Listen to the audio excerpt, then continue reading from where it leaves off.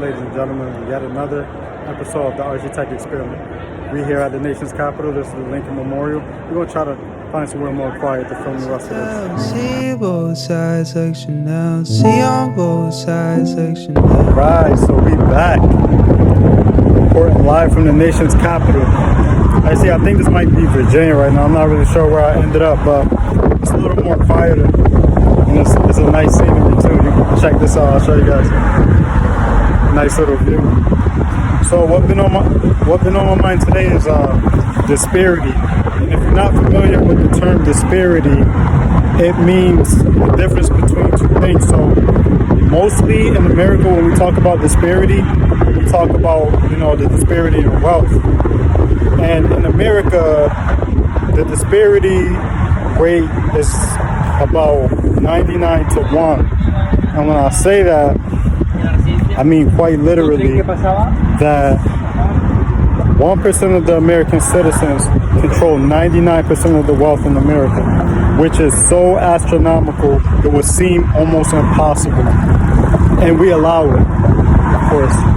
And the reason that happens is because most of the money is controlled by the institutions. Like, one thing I learned when I was, learning foreign exchange trading is that the market moves when the big institutions and corporations want it to move. It moves in the direction that they want it to move. Now, you remember the anomaly is when Robinhood sold a bunch of GameStop stocks to the average Joe. A bunch of small people got together and was like, let's save GameStop. And they saved GameStop. And they made millions of dollars in doing it.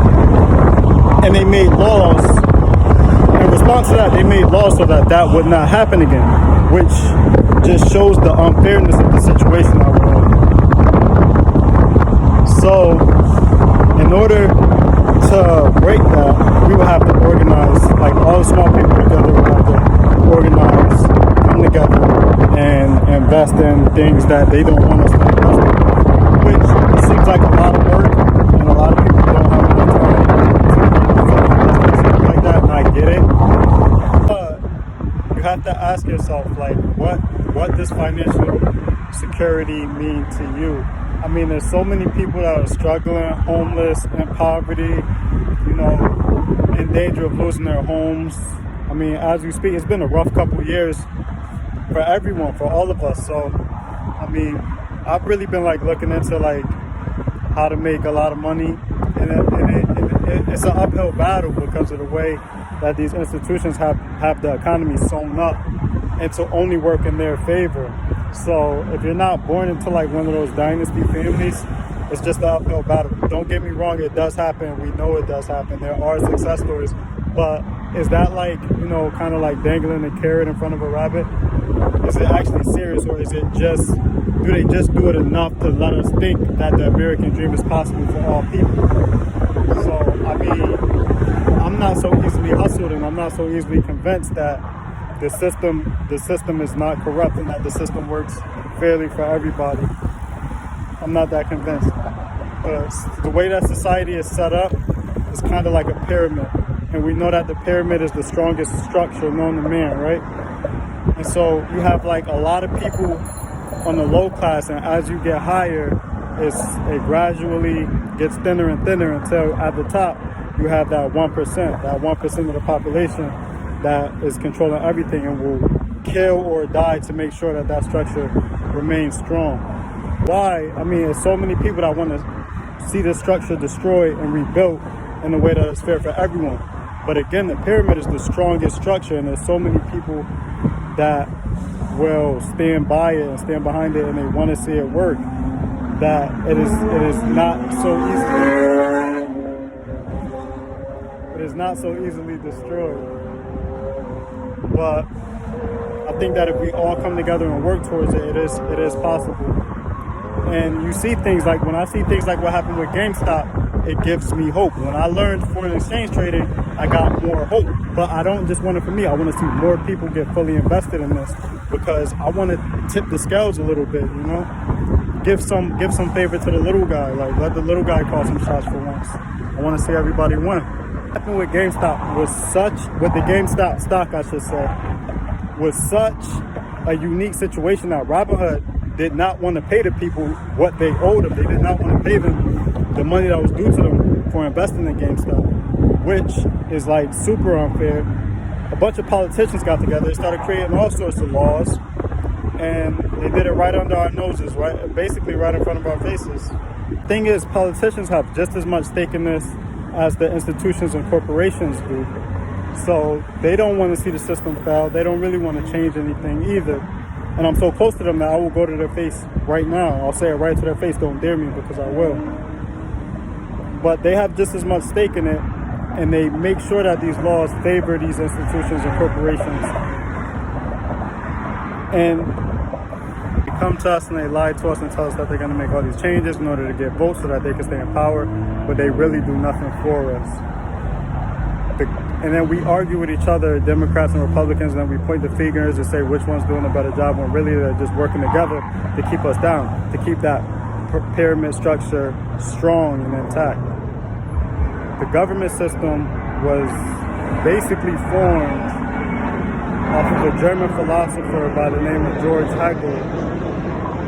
And he had this theory called the Hegelian dialectic, which is basically if you control the thesis and you control the antithesis, then you control the synthesis, which means that if you control the ball on one side of the court and then you control the ball on another side of the court, then you control the proposed result.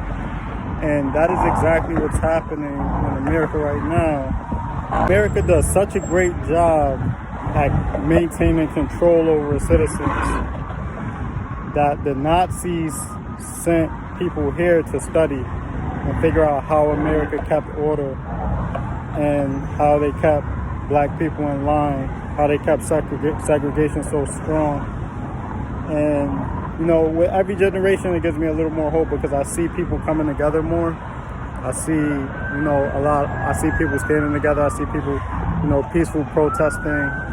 And then you have some people that are, you know, dead set against seeing change, which change is scary, and I get that. Today, in the world's strongest country and a leading nation, there should be no cause for poverty. There should be no homeless people. Everyone should have access to health care and education. And it should be a lot more peaceful than it is. But unfortunately, that's not the case.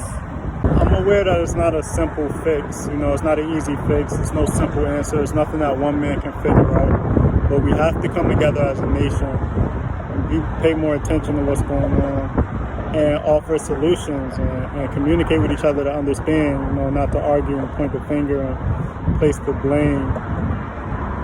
And it's very important that these things start happening now and that we teach our kids so that they carry on and things start happening for us too.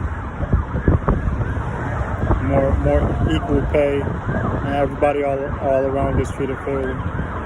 This is Archie Tech. I'm signing off. Look like things getting a little dangerous. I don't know if maybe an official is coming through or something, but I'm allergic to sirens and shit, so when they come, I move. I will check in with you guys another time. Everybody be safe.